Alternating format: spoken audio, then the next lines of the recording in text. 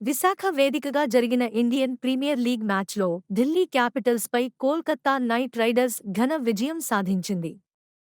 First batting చేసిన KKR నిర్ణీత 20 ఓవర్లలో 7 వికెట్ల నష్టానికి 272 పరుగులు చేసింది. ఐపీఎల్ చరిత్రలోనే ఇది రెండో అత్యధిక స్కోరు. సాగరనగరం వైజాగ్లో సునామీ వచ్చింది.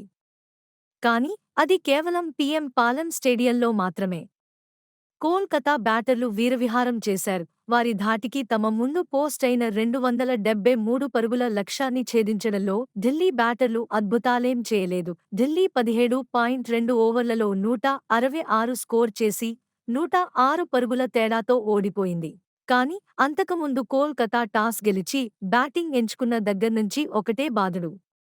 మొదటి 2 ఓవర్లు కాస్త సైలెంట్గా ఉన్నారు కానీ అప్పట్నుంచి నరైన్ బీభత్సం సృష్టించాడు. 7 ఫోర్లు, 7 సిక్సులతో 85 స్కోర్ చేశాడు. కుర్ర batter Angkrish Raghuvanshi 200 strike రేట్తో హాఫ్ సెంచరీ చేశాడు.